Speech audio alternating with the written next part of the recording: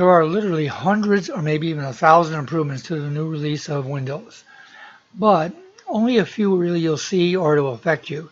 So here's my list of the top items that you want to take a look at to improve your Windows 10 experience.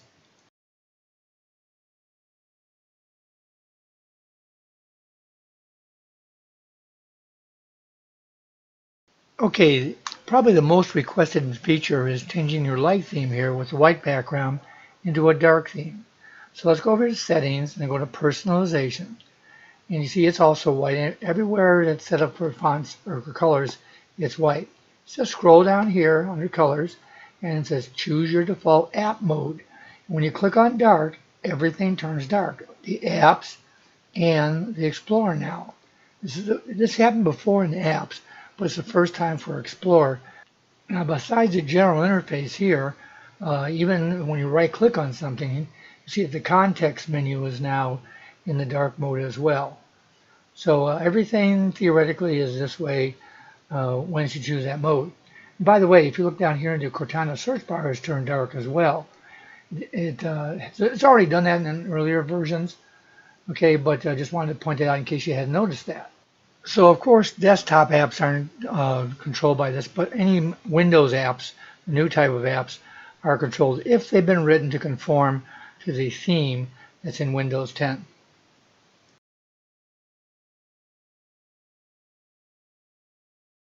Okay, in the old Windows, when you clicked on Cortana, you see you had some choices down here of apps, documents, or web. When you clicked on apps, for example, and you see they came up with some apps listed there. Very nice, easy to find. And it's your most recent apps being used there. The documents, you can start typing for your documents, and it'll show you those. And web, your most recent searches there as well. So again, those three areas were the parts where you could do the old search. Now, in the new search, if you click down here on the search bar or Ask Cortana, you'll see you have more categories up here. You have apps, settings, documents, photos, and web. So they've added settings and photos. You also see down here some of your timeline features that shows you what you were last working on. So if we do the same thing we did before, if we type in apps down here, you'll see all the recently used apps that are used there. Same thing if we use any of the other features. In settings, let's say I want to check the color settings. So right next to the settings and the colon, I just start typing CO, and it brings up everything that has, oh, there's color settings. I click here, and it jumps immediately to that page. This is a major improvement over the old one because people were complaining it wasn't finding their apps and all that, or that searched too much stuff everywhere. So you can control it right here, be very detailed about what you're doing.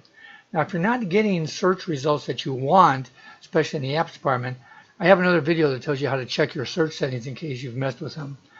So it should find everything on your system or anywhere else. So if you want to check out that video on how to repair your search, just click on this link that appears up here in the top right, or wait at the end of the video. I'll have a link there as well.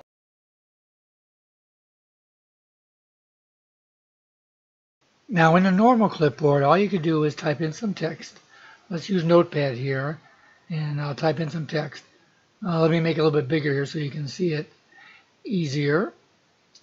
And let's go to 20. Okay, so now if I highlight it and I go Control-C or right-click on it and say copy, then it would copy it, and then I could paste it. That was the functionality. That was it. Once I had it, I could paste it just by going somewhere else in this document or that document. You know how Windows works, basically. But now, if we use instead of the Control V, we use the Windows V, you'll see this come up. It's clipboard, and it says can't show history because it's not set up. So we're going to go ahead and turn it on. Okay, now that it's set up, it says it's empty, so let's start over. Let's go up here and use the normal, ways of copying stuff. You just highlight your text. You can either do the Control-C, or if we highlight it and right-click and say copy.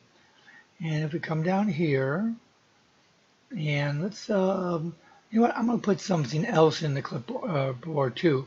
So I'll just type in this, and I'll copy that using the same methods. But now when I want to paste, I'm going to use the Windows V command. Okay, so let's see what happens. Windows V, and look at that. I have 2 entries. So now that's the first half of it. That just gets you a history. You can also share right down here. It tells you you don't have to send emails back and forth to share text. You can actually have it in the cloud. To do that, just click on a little thing, Learn How here, and you'll see it goes directly to the new entry in the settings panel, and that's Clipboard. And right here is Sync Across Devices. As long as you're logged in with your Microsoft account, okay, it will share it with whatever system you're on with that one. And by the way, it says you can automatically sync, okay, or never automatically sync. That way, if you're worried about security or privacy and everything, you can choose one or the other. Okay, so now that it's set up, let's take a look at how it works between applications. And just pretend like this is on 2 different systems as well if you want. But here's 2 different instances of Notepad. I come over here and I get Windows V, and I can sit there and say, oh, I want to use this one, and it does that one there. That was the first one, not the second one. So it shows that it has more than one in memory. Let me increase the font on this one too. Okay, so now that I've pasted it in, let's see how you manage what is in your memory. You don't have to have all those entries listed in your memory. If you look here, if you Control W, Windows V, see this little pin? You can pin one permanently, or you can delete it. So whichever you want to do. If I click on this, it says there, it'll keep it and it won't be deleted even when you clear the clipboard history. Okay, so you can pin one or more things to your history. Something you use all the time, for example. Just click on it again. If you look here, click it again to unpin any entry. So that's the new clipboard history and cloud sync.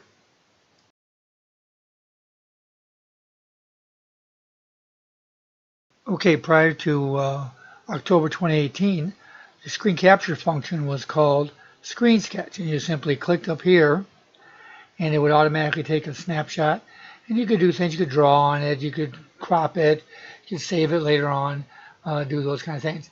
All that functionality is relatively the same in the new version, but there's a couple great additions. So in the new version, it's now called Snip and Sketch, which technically I guess that's correct. You snip first. So you click on it, it takes a snapshot. There's a new interface here. Okay, a little more organized and all that. So first let's go up here and let's click on New for another one. You see here it says you can draw a shape to create a screen snip. So you can just draw anything you want, any size, any place. Try and highlight whatever you're going to be working on. So you can do other things as well. There's a way to open a file over here. But the real thing is the annotation is the same. It's just relocated, a little more fancy. You can still draw on the screen, change the color. You can click on the eraser to erase certain things. You know, do all that. And you can get a ruler going. You can crop to a certain size and do all those kinds of things still. That really hasn't changed. One of the best things you can do is you can, after you've done your editing and whatever you want, you can come over here and click on that and say snip now in 3 seconds or in 10 seconds. So you can do whatever you want on the screen, then have it do a new snip. For example, I've launched my Explorer here, but I told it to do 10 seconds. I'm not doing anything here. It's just waiting, and boom. It waited 10 seconds and it took it, and now I can play with it just like before. So basically the interface has changed, but I feel the biggest new feature is the ability to take additional snapshots and even use a timer to make it after a few seconds.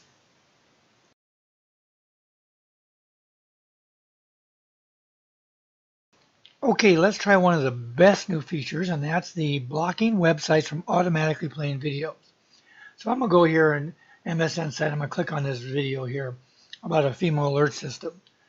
And if I do that, the video immediately starts playing. Well, I don't want that ad. I don't want that all to happen right away. Instead, I want it not to happen when I go to MSN. So if I go here and I find the website and I go to the lock icon, which is usually you look for the secure certificate there, but here's this media auto-play setting. You click there, and it's usually on allow. I'm changing it to block, because I found out the limit doesn't necessarily work. I just said block. So now I'm going to go find the exact same article. It's no longer up here, so oh yeah, it's up here in the, oh there we go, cell phone alerts. I launch it. Here's the exact same video. When it launches, boom, it's paused. It's waiting for me to say it's okay to play. Major improvement over the standard. So I'm going to do that again. If I click on it, by the way, it plays fine. I'm going to do another one. So let's go back and find another article. This is one of those fluff articles. I want to see the most expensive hotel room. But I don't know if it's a must-watch, so it's obviously a video, but I don't want it to play right away. I want to look at it for a second, but it immediately starts playing. Well, I'm going to pause it. I'm going to do the exact same thing. I'm going to go up here. I'm going to go back to the website. And you don't have to go back to the main page, but I'm doing it anyways. But you go here, change it to block, okay? We have to refresh it. And we go here to the same article. And boom, nothing happens. It doesn't play the article. So it pauses it and lets you make your own decision. Very great feature. Very welcome. Now here's a few more features at the bottom here, but there's, again, like I said, hundreds of underlying improvements in that. But some things you might want to check out to see how else you can improve your use of Windows. Hey, if you found this video helpful, don't forget to like this video. And if you want to get more, just subscribe to Old Guy Geek. You can also follow me at Facebook or Twitter. The links to those are in the description of this video.